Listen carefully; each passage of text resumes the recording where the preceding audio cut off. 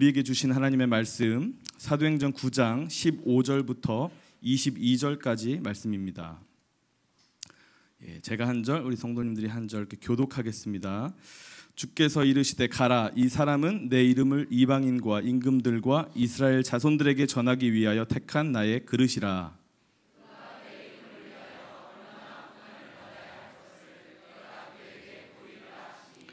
아나니아가 떠나 그 집에 들어가서 그에게 안수하여 이르되 형제 사울아, 주 곧 내가 오는 길에서 나타나셨던 예수께서 나를 보내어 너로 다시 보게 하시고 성령으로 충만하게 하신다 하니,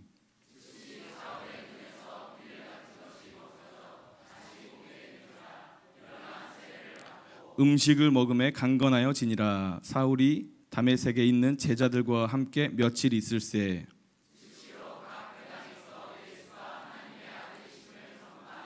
듣는 사람이 다 놀라 말하되 이 사람이 예루살렘에서 이 이름을 부르는 사람을 멸하려던 자가 아니냐, 여기 온 것도 그들을 결박하여 대제사장들에게 끌어가고자 함이 아니냐 하더라. 사울은 힘을 더 얻어 예수를 그리스도라 증언하여 다메섹에 사는 유대인들을 당혹하게 하니라. 아멘. 할렐루야. 네, 우리 목사님이 부재실 때는 제가 주로 말씀을 전하는데 성도님들이 얼굴만 봐도 은혜를 받으신 것 같아서 제가 별로 설교를 이거 어떻게 해야 되나 좀 부담이 많이 됩니다.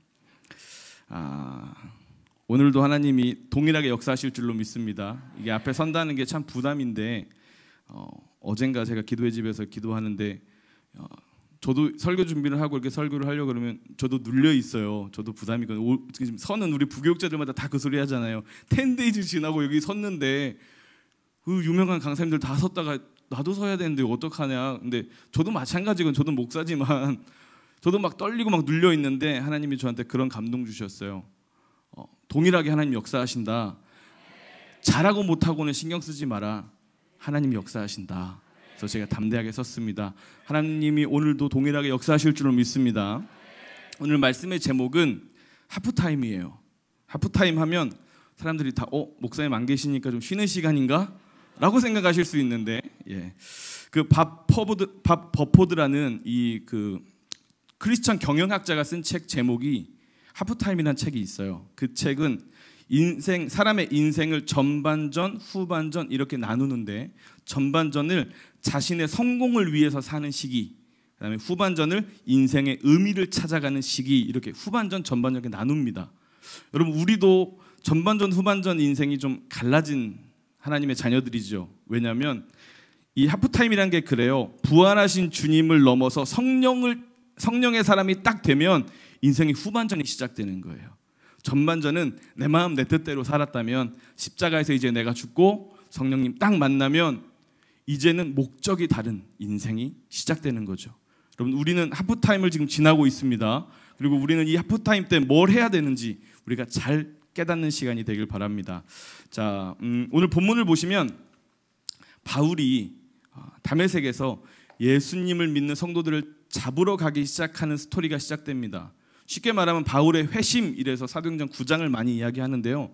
바울의 인생도 전반전, 후반전이에요. 바울의 인생의 전반전 어땠습니까? 사도행전 22장 보니까 자신의 인생의 전반전을 이렇게 소개하더라고요. 나는 유대인 길리기아 다소에서 태어났고 가말리알의 문화에서 엄한 율법 교육을 받았다.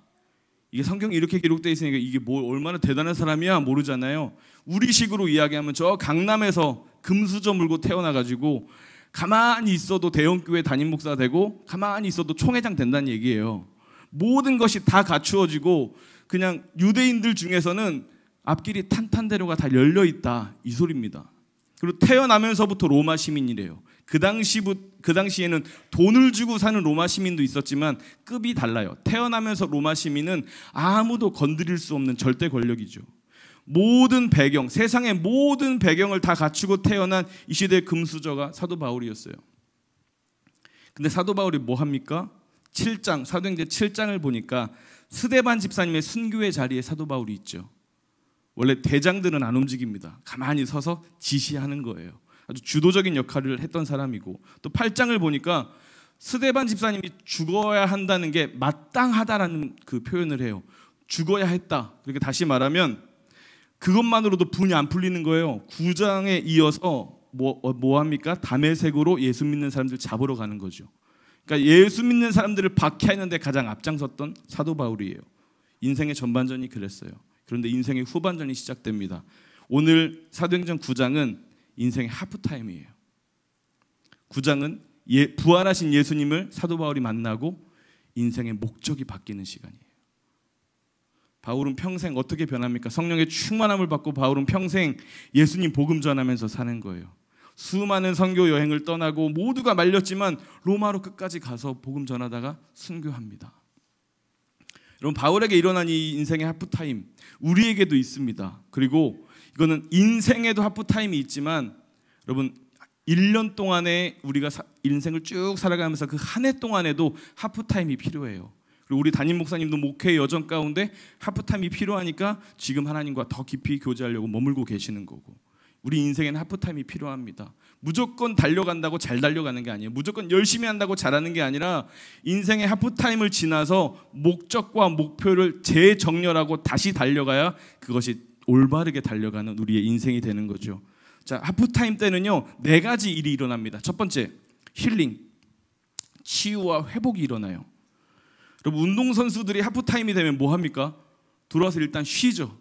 쉼이 일단 필요해요. 사도행전 9장 8절 9절 보면요, 사도 바울의 예수님을 만난 사도 바울의 모습이 이래요. 눈을 떴으나 아무것도 보지 못해요.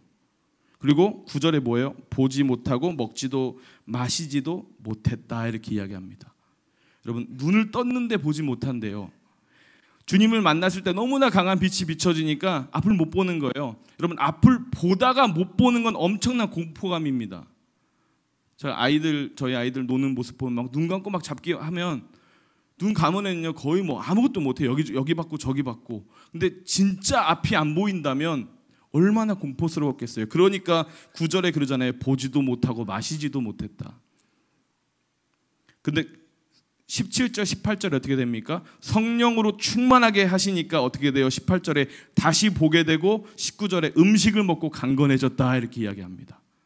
하프타임 시간에는 앞이 안 보이고 먹지도 못하고 보지도 못하는 영혼육이 망가져 있는 상태를 성령의 충만함으로 회복하시는 시간인 줄로 믿습니다. 여러분, 우리 인생이 막막합니다. 그죠? 여러분, 지금 아닌 척하고 여기 앉아 계시잖아요. 그냥 믿음으로 저희 삽니다. 물론 믿음으로 살죠. 근데 여러분, 앞날이 보장돼 있습니까?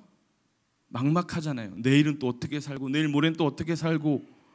그러니까 많은 우리 성도님들 제 얼굴 볼 때 갑자기 살 빠지시는 분들은 제가 걱정이 돼요. 먹지도 못하고 마시지도 못하시는 분들이, 이건 뭔 일 있는 거예요, 그분들은. 그래서 저희 아내하고 이렇게 보다 누구 권사님, 누구 집사님 살이 요즘 많이 빠지셨어. 그러면 둘이 그냥 물어보지는 못하지만 둘이 기도해요. 하나님, 저 가정에 저분의 삶에 샬롬의 평안을 부어주세요. 막 갑자기 기도해요. 근데 나중에 듣고 보니 맞네, 일이 있었네. 여러분, 우리 인생이 어떻게 보면은 눈을 감은 것 같은 인생이에요. 답답합니다. 갑갑합니다. 근데 우리는 뭐 해요? 성령으로 능력을 받고 먹지도 못하고 마시지도 못했던 우리 인생이 회복되기 시작하는 거예요. 영혼육의 회복이 시작되는 거예요. 여러분, 사도 바울도 보니까 그래요. 보이지 않던 앞이 보이고 육이 회복되죠. 그다음 두려운 감정과 생각이 회복됩니다. 혼이 회복되고 영이 달라져요. 사도 바울의 달라진 모습, 예수를 증거하는 사람으로 영이 깨어나게 되는 거예요. 영혼육의 회복이 일어나기를 주님의 이름으로 축복합니다. 근데 이 성경에서 말하는 회복과 치유는요, 세상에서 말하는 거하고 달라요. 자, 보세요.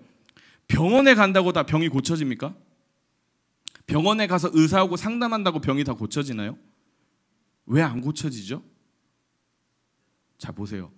의사 선생님이 분명히 이렇게 얘기할 거예요. 자, 의사가 약을 처방해 주시고 약을 먹고, 자, 이렇게 저렇게 운동하세요. 저렇게 삶의 패턴을 바꿔보세요. 솔루션을 제공할 거예요. 그대로 따라가야지 치유가 시작되는 거예요. 그냥 병원에 들어간다고 해서 달라지는 게 아니에요. 이미 하나님은 우리에게 회복을 명하셨습니다. 근데 왜 우리에게 회복이 안 일어날까요? 하나님 말씀을 순종하지 않기 때문이에요. 우리가 말씀을 먹고 기도하고 경건의 패턴으로 삶을 바꾸어 내야 치유와 회복이 계속 시작되고 이루어지고 그것이 완성되는데 우리는 한두 번 경험하고 너무 좋다 하고 또 내 맘대로 살기 때문에 이 치유와 회복이 연속되고 이어지지 못하는 거죠. 여러분, 세상이 주는 힐링은 그저 이야기 들어주고 어렵겠네요, 힘들겠네요 등 토닥여주는 정도가 세상의 힐링이라면 하나님이 주시는 힐링과 치유는 솔루션, 해결책을 제시해 주시는 거예요. 이렇게 변해야 된다, 저렇게 달라져야 된다, 하나님 말씀으로 우리에게 명하셨을 때 우리가 순종하고 따라가면 치유와 회복이 시작될 줄로 믿습니다. 그것이 진짜 회복이고 진짜 치유예요. 자, 두 번째로 하프타임 때 어떤 일이 일어나냐면 바로 잡는 일이 일어나요.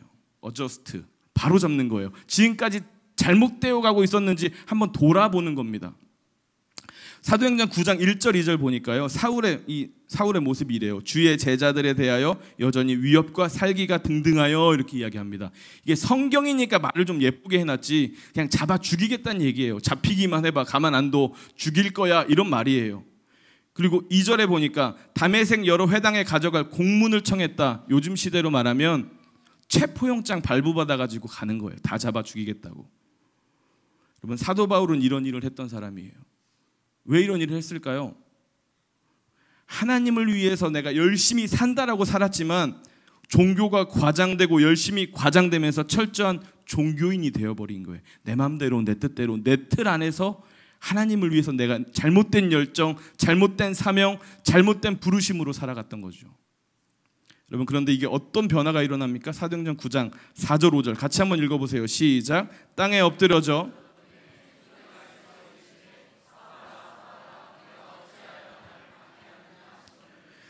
대답하되 주여 누구시니까? 이르시되 나는 내가 박해하는 예수라. 여기서 깜짝 놀랄 만한 일이 나타나는 거예요. 너 왜 나를 박해하니라고 주님이 물어보시는 거예요. 나는 주님 위해서 열심히 산다고 생각하고 열심히 살고 있었는데 갑자기 사도 바울에게 너 왜 나 박해하니? 여러분, 우리도 우리 인생 살다가 이런 충격을 받을 때가 있지 않습니까? 나 열심히 뭐 하면서 최선을 다해서 살고 있는 것 같은데 가끔 내가 지금 뭐 하고 있나? 내가 지금 왜 이렇게 살고 있지? 내가 무엇을 향해 달려가고 있지? 이런 번아웃이 올 때가 있어요. 여러분, 인생 대충 사는 사람 한 명도 없습니다. 다 열심히 살죠. 저희 태희제이도 7살인데 밤마다 얼마나 체력을 다해서 하루하루를 사는지 눕기만 하면 자요. 코를 골고 자요. 7살 아이도 하루 인생 최선을 다해서 살아요. 근데 하물며 어른들은 어떻게 했어요? 하루하루 정말 치열하게 살아가는데 한참 열심히 살다 보면 그런 생각 들잖아요. 지금 내가 어디로 가고 있지? 내가 요즘 뭐 하면서 살지? 내가 왜 이렇게 열심히 살지? 그런 생각이 들 거예요. 그런 생각이 막 더해지고 더해지다 보면 사는 이유를 잊어버리고 사는 목적을 잊어버려요. 그러니까 인생이 허망해지는 거죠. 내가 왜 이렇게 애들 열심히 키웠을까? 내가 왜 이렇게 열심히 살았을까? 여러분, 그런 생각이 왜 들까요? 속도만 생각해서 살았기 때문이에요. 빨리빨리 뭘 해내야지, 빨리 애들 키우고 빨리 성공하고 빨리 돈 벌고 빨리 뭐 해야지. 우리는 속도만 생각하고 사니까 한참 열심히 달리다가 나 지금 어디로 뛰는 거야? 나 지금 어디 가고 있는 거지? 길을 잃어버리게 되는 거예요. 여러분, 인천이라는 이 도시는 아주 특별한 도시입니다. 마법 같은 도시예요. 인천에서 어디를 가든지 1시간 반이면 가요. 근데 신기한 건 잘 보세요. 서울을 갈 때도 막 차 막히고 그러니까 1시간 반, 뭐 수도권 어디를 가든 인천에선 1시간 반이면 다 가요. 근데 인천에서 인천 가도 1시간 반 걸려요. 신기하죠. 예. 어디를 가든지 1시간 반. 자, 근데 인천에서 예를 들어 서울을 간다고 하면 동쪽으로 가잖아요. 그러면 광명 지나서 바로 서울 들어갑니다. 금방 가죠.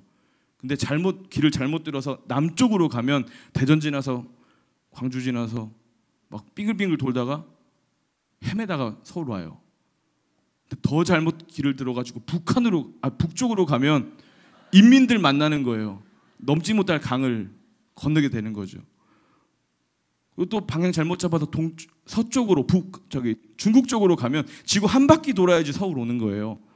여러분, 지금 우리는 아무리 빨리 달린다고 그것이 성공되고 중요한 것이 아니라 방향만 잘 잡으면 되는 거예요. 할렐루야. 많은 사람들이 속도에 막 이렇게 강박증이 있어가지고 빨리 뭘 해야 돼, 빨리 어떻게 돼야 돼. 자녀한테도요, 너 빨리 막 졸업하고 빨리 뭐 하고 빨리 결혼하고. 너무 몰아붙이면 안 돼요, 여러분. 믿어주세요, 자녀들. 예. 속으로 아직 애들이 7살이니까 모르시죠, 그럴 수도 있겠지만 자녀들 믿어주세요. 속도가 중요한 게 아니라 방향이 중요한 거예요.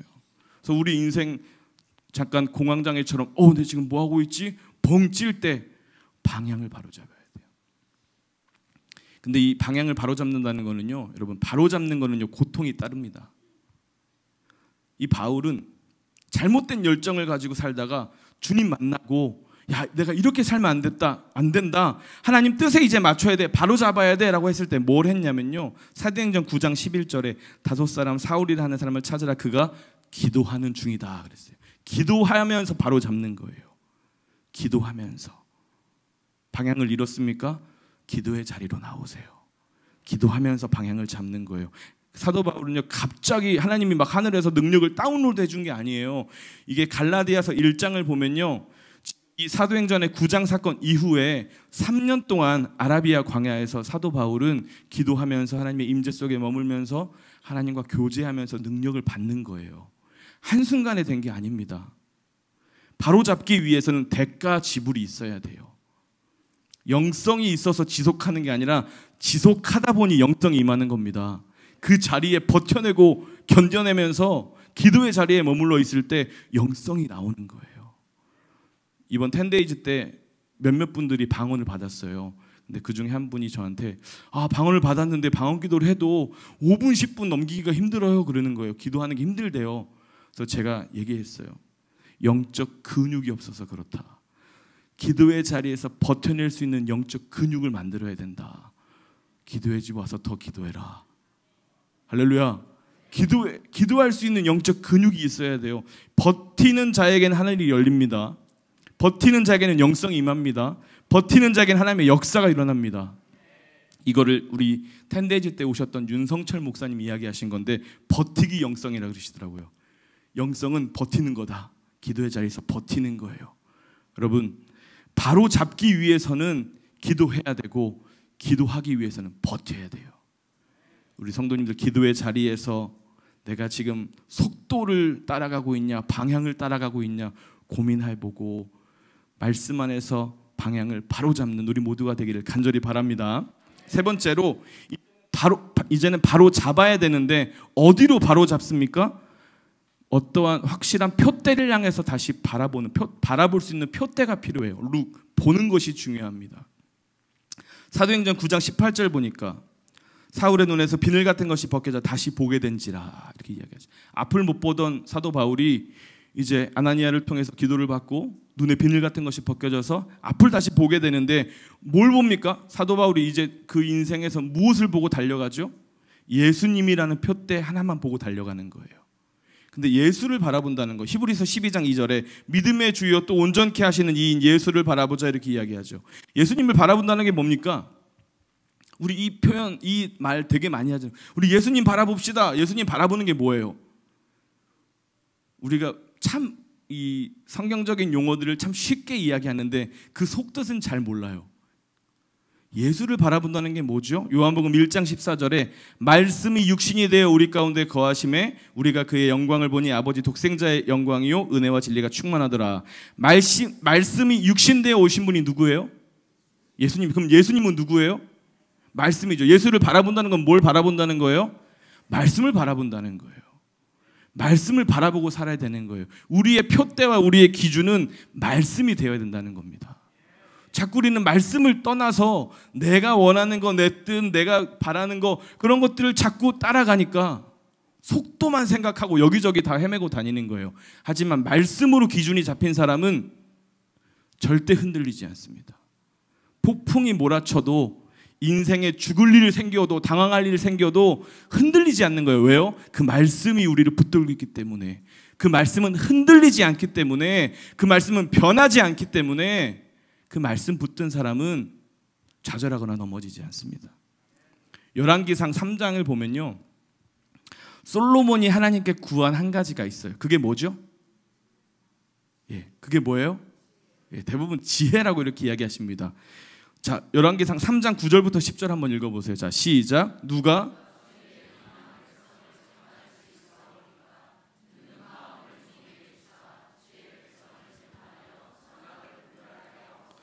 솔로몬이 이것을 구하매 그 말씀이 주의 마음에 든지라.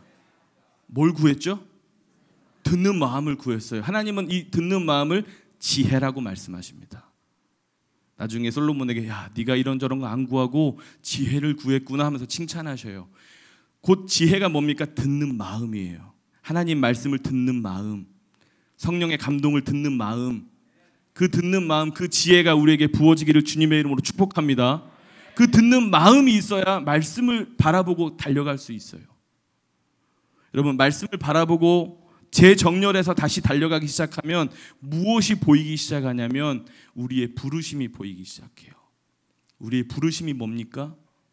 하나님 나라를 확장해 나아가는 거예요. 여러분의 가정에서, 여러분의 일터와 직장에서, 여러분의 삶의 모든 영역에서 하나님 나라를 확장해 나아가는 거예요. 사도행전 9장 15절 보니까요, 사도 바울의 사명을 정확하게 이야기해 줘요. 주께서 이르시되 가라, 이 사람은 내 이름을 이방인과 임금들과 이스라엘 자손에게 전하기 위한 택한 나의 그릇이다, 이렇게 이야기합니다. 사도 바울만 이렇게 택하셨을까요? 아닙니다. 하나님 우리를 택하셨어요. 그리고 부르심을 주셨습니다. 그냥 구원 받고 천국으로 바로 데리고 가시는 것이 아니라 이 땅에 남겨두신 이유가 있다는 거예요. 확실한 이유가 있습니다. 그게 뭐예요? 우리의 삶을 통해서 하나님의 나라를 확장해 나아가는 거예요. 여러분, 예수님을 바라보고 사는 삶, 하나님의 나라를 확장한다는 삶은 사실 쉬운 삶은 아닙니다. 참 어렵습니다. 그래서 우리의 인생은 역설의 은혜가 가득한 인생이에요. 역설이 뭐예요? 반대로 이루어지는 거예요. 반대로. 세상하고 반대로 이루어지는 거예요. 자, 보세요. 우리가 약함이 우리의 자랑이 됩니다. 우리의 실패가 우리의 간증이 돼요. 우리의 아픔이 하나님의 영광이 됩니다. 이게 우리 인생이에요. 우린 이런 표대를 가지고 살아가는 거예요. 말씀 안에서 다 이렇게 역사하신 거예요. 약할 때 강함 되셔서 그 강함이 우리의 자랑이 되었고, 우리가 실패할 때, 세상 사람들이 우리를 향해서 손가락질할 때 나중에 하나님이 역전, 하나님이 뒤집어 놓으셔서 우리의 간증이 되는 거예요. 또 우리가 아플 때, 우리가 아무것도 남겨지지 않을 그 인생의 아픔 속에서 결국 하나님이 일하기 시작하셔서 하나님이 영광 받으시는 거예요. 이것이 우리가 달려갈 부르심의 인생입니다. 그렇게 하나님 나라를 확장해 가는 거예요. 세상에 보여주는 거예요. 하나님 자녀는 이렇게 사는 거다라고 보여주는 거죠. 여러분, 그런 부르심을 따라 살아가는 우리 모두가 되기를 간절히 바랍니다. 마지막 네 번째, 파이팅이에요. 제가 설교를 준비하면서 항상 제가 부러웠던 게 우리 이성민 전사님 이렇게 영어로 잘 만들더라고요. 탁탁탁 한 단어씩 해가지고 역시 이게 유학파라. 그래서 저도 야, 나도 이거 한번 해보고 싶다 그래가지고 저도 하프 이 단어로 한번 만들었는데 다행히 만들어져가지고 마지막에 파이팅이 나왔어요. 근데 이 파이팅이 한국에서는요 그냥 힘내세요 할 때 파이팅 하잖아요. 근데 이게 한국에서만 그렇게 써요. 원래는 파이트, 싸우라는 거예요. 나가서 싸워라. 여러분, 라커룸에서 하프타임 때 선수들 다 모아놓고 선수들 앉아서 막 쉬다가 감독이 작전 지시하고 잘못한 선수들은 막 혼내고 그 다음에 작전 지시해서 자, 우리의 목표는 이거야 한 다음에 마지막으로 뭐 합니까? 나가! 그러죠. 나가! 가서 싸워! 하나님은 오늘 우리에게 말씀하시는 거예요. 이제는 우리가 뭐 합니까? 나가 싸우는 거예요. 파이팅이에요. 사도행전 9장 22절 보니까요, 사울은 힘을 더 얻어서 예수 그리스도를 증언했다. 힘을 더 내서 증언한 게 아니에요. 더 얻었다고 성경은 이야기합니다. 원어를 보니까요, 강하게 하다, 힘을 부여하다 이 뜻이에요. 내가 힘을 내야지라고 해서 힘을 낸 게 아니라 성령님이 힘을 부어주셨다는 이야기예요. 나가서 싸우려고 하는데 겁납니까? 자, 또 가정으로 세상으로 돌아가야 되는데 야, 이거 겁납니까? 어떻게 또 싸워 이기지? 어떻게 하나님 나라를 위해서 또 살아가지? 그 나라를 어떻게 확장해 나갈까? 갑갑하고 답답할 때 주님 말씀하시는 거예요. 힘을 부어주겠다라고 약속하신 거예요. 그리고 뭐 합니까? 사도행전 9장 20절 보니까 즉시로 각 회당에 나가서 말씀을 전하기 시작합니다. 이 단어가 중요합니다. 즉시로. 많은 사람들이 주일날 말씀 듣고 은혜 받고 목장 모임에서 막 결단하시잖아요.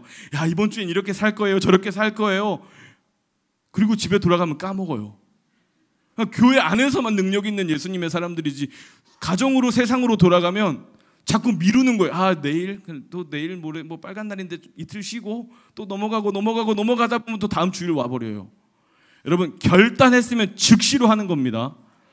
제가 이 말씀 준비하면서 하나님의 나라를 확장해 나가고 내가 예수의 제자로 또 성령의 사람으로 살아가는 이 주님의 나라를 확장해 나가는 이 일이 어디서 가장 힘들까? 여러분, 어디서 가장 힘드신 것 같아요?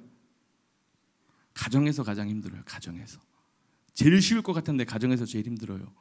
우리가 북한을 위해서 막 이스라엘을 위해서 장로님 기도하셨지만 그런 거국적인 그 사명과 부르심을 위해서 기도하면요, 우리가 보이지 않아도 하나님이 막 어떻게 막 조금씩 일하신단 말이에요. 근데 가정은요, 그냥 눈앞에 보여요.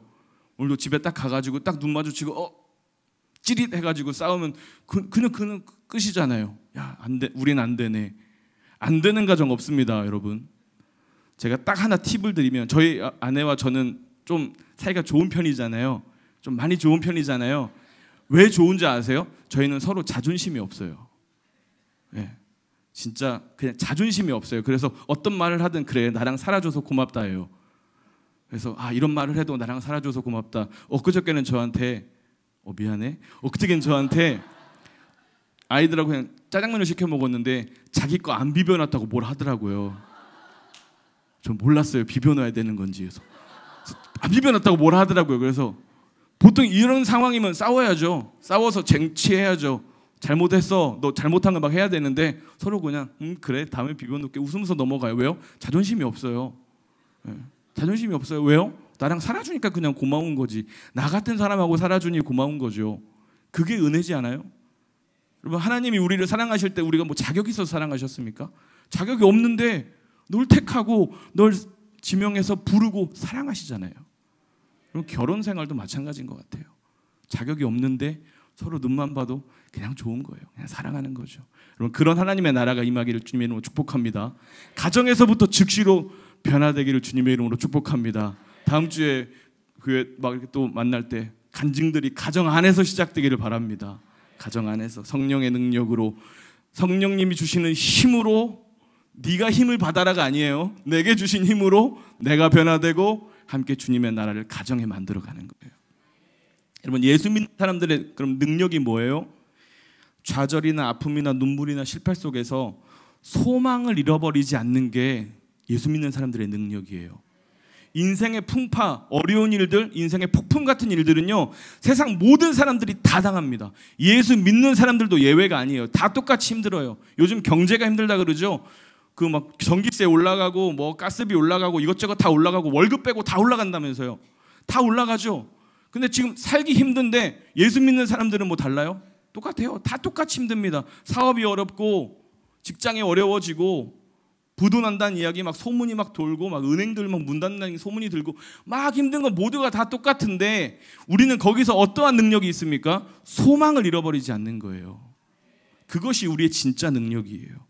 왜 소망을 우리가 잃어버리지 않습니까? 엔딩을 알기 때문에, 승리를 알기 때문에 그래요. 예수님이 승리하신다는 그 확실한 승리를 우리가 알기 때문에 흔들리지 않는 거예요.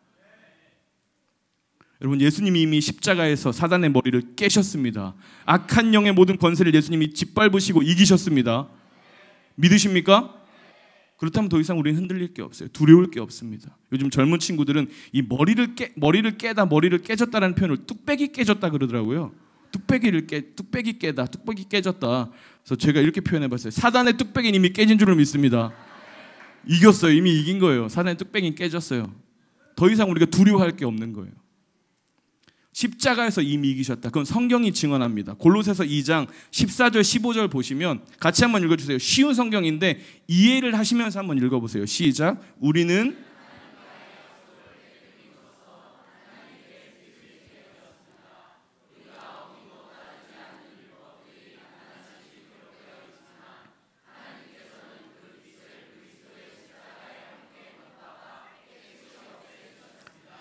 이렇게 하여 하나님께서는 세상의 주권과 능력을 꺾으시고 온 세상 사람들에게 십자가를 통한 승리를 보여주셨습니다. 아멘.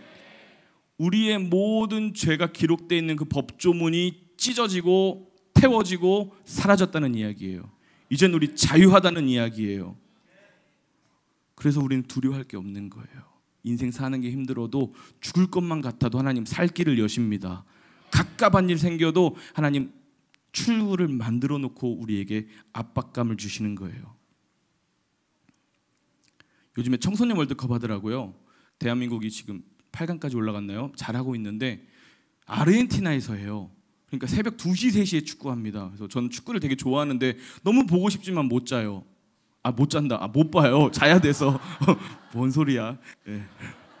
너무 보고 싶지만 자야 돼서 못 봐요. 그래서 나중에 아침에 결과를 보고 나중에 하이라이트를 보거든요. 그럼 그 하이라이트를 제가 보면서 긴장할까요? 안 할까요? 긴장 안 하죠. 그 하이라이트 결과를 알고 보면서도 하고 보면은 그건 병원 가야 되는 거예요. 그럼 잘 기억하세요. 지금 우리 인생이 그래요. 이미 예수님 승리하셨습니다. 와 하고 세상으로 나가서는 왜 이러고 사세요? 이미 승리하셨다면서요. 그 승리를 확신하시잖아요. 근데 왜 긴장하고 쫄고 자꾸 눈물 흘리고 자꾸 짓눌려서 사세요? 이미 이겼는데. 그 예수의 승리가 나의 승리고 우리 가정의 승리고 교회의 승리인데 왜 자꾸 긴장하고 사세요? 여러분 이걸 잊지 마시길 바랍니다. 자꾸 우리가 이거 까먹으니까 사도행전 2장 33절에 그가 약속하신 성령을 우리에게 부어주신 거예요. 까먹지 마라. 기억나게 하시는 그 성령님을 우리에게 주셔서 승리를 잊지 않게 하시는 거예요. 여러분 예수님께서 진리의 영 성령을 부어주셔서 우리는 이제 파이팅 할 수 있는 거예요. 달려갈 수 있는 거예요. 성령님 붙들고 함께 달려나가서 싸울 수 있는 겁니다. 말씀을 마무리하겠습니다. 여러분 하프타임이란 이 시간은 우리에게 정말 필요한 시간이에요. 무작정 앉아서 쉬는 시간이 아닙니다. 뭐 해야 됩니까? 더 기도하면서 말씀으로 표대를 다시 세워가는 시간. 그리고 성령의 능력으로 나가서 싸울 준비를 하는 시간이에요. 우리 담임 목사님 어제 제가 목사님하고 카톡하는데 저한테 기도 하나 요청해 주셨어요. 좀 교회를 위해서 목사님 기도하고 계시는데 더 집중력 있게 집중력 흐트러지지 않게 더 하나님 말씀 안에 머무를 수 있도록 기도해 주세요 그러시더라고요. 그럼 지금 이 시기는 어떻게 보면 우리 교회 하프타임 시간이에요. 딱 이렇게 선언하면 그래 좀 쉬는 시간인가? 아니요. 쉬는 시간이 아니라 더 기도로 표대를 잘 세우고 목사님 오셔서 새 시즌을 선포하실 때 파이팅 하면서 나갈 수 있는 준비를 하는 시간이에요. 그럼 우리는 뭐 해야 됩니까? 더 기도하셔야 되는 거예요. 더 말씀으로 우리가 표대를 단단히 세워야 되는 거예요. 그것이 지금 우리가 해야 될 일입니다. 그래서 하나님의 자녀들은 주님의 나라를 확장해 나가면서 우리가 일주일 동안 또 살아갈 텐데 우리의 미션이 하나 있어요. 그게 뭐냐면 사도행전 9장 21절 22절 보니까요. 변화된 사도 바울, 하프타임을 지난 사도 바울의 인생은 이런 인생이에요. 듣는 사람이 다 놀랐고 그 다음에 22절에 유대인들이 당황했어요. 여러분 가정으로 직장으로 일터로 또 다 돌아가셔서 하나님의 나라를 확장하실 거예요. 그때 어떤 일이 일어나야 됩니까? 세상 사람들이 놀라야 돼요. 와 저렇게 산다고? 예수 믿는 사람들은 저렇게 산다고? 놀라야 돼요. 그리고 하나 더 세상 사람들이 당황해야 돼요. 야, 이 상황에서도 아무렇지도 않게 일어난다고? 이 상황에서도 흔들리지 않는다고? 당황해야 돼요. 그것이 우리의 능력입니다. 여러분 한 주간도 하나님 나라를 위해서 주님 나라 확장 위해서 열심히 기도하면서 승리하면서 사실 텐데 여러분 이 하프타임의 이 시즌에 하나님 우리에게 힐링도 주실 것이고 방향을 바로잡는 은혜를 주실 거예요. 지금 방향이 맞나? 내가 어디로 달려가고 있나? 내가 잘하고 있나? 잘 모르는 것 같다면 그러면 기도의 자리로 임재의 자리로 나오세요. 하나님 말씀으로 표대를 세워주실 겁니다. 그리고 우리를 향해서 성령님을 붙들게 하셔서 우리를 향해 외치실 거예요. 이제 파이팅해라, 힘내라, 싸워라, 이겨라 말씀하실 거예요. 우리는 순종함으로 하나님의 그 부르심을 향해 끝없이 달려가는 우리 모두가 되기를 주님의 이름으로 축복합니다. 네, 함께 찬양하고 우리 기도할게요. 나의 가는 길 주님 인도하시네. 그는 보이지 않아도 날 위해 일하시네. 주 나의 인도자 항상 함께 하시네. 사랑과 힘 베푸시며 인도하시네. 우리 함께 찬양할게요. 나의 가는 길, 나의 가는 길, 주님 인도하시네. 그는 보이지 않아도 날 위해 일하시네. 주 나의 인도자 항상 함께 하시네. 사랑과 힘 베푸시며 인도하시네. 인도하시네. 아멘. 나의 가는 길 주님 인도하시네. 나의 가는 길 주님 인도하시네. 그는 보이지 않아도 날 위해 일하시네. 주 나의 인도자 항상 함께 하시네. 사랑과 힘 베푸시며 인도하시네. 인도하시. 한 번 더 고백합시다. 나의 가는 길, 나의 가는 길 주님 인도하시네. 그는 보이지 않아도 날 위해 일하시네. 주 나의 인도자 항상 함께 하시네. 사랑과 힘 베푸시며 인도하시네. 인도하시네. 광야의 길을 만드시고, 광야의 길을 만드시고 날 인도해. 사막의 강 만드신 것 보라. 하늘과 땅 변해도 주의 말씀 영원히 내 삶 속에 새 일을 행하리. 나의 가는 길, 나의 가는 길 주님 인도하시네. 그는 보이지 않아도 날 위해 일하시네. 주 나의 인도자 항상 함께 하시네. 사랑과 힘 베푸시며 인도하시네. 우리 믿음으로 한 번 더 고백합시다. 나의 가는 길, 나의 가는 길 주님 인도하시네.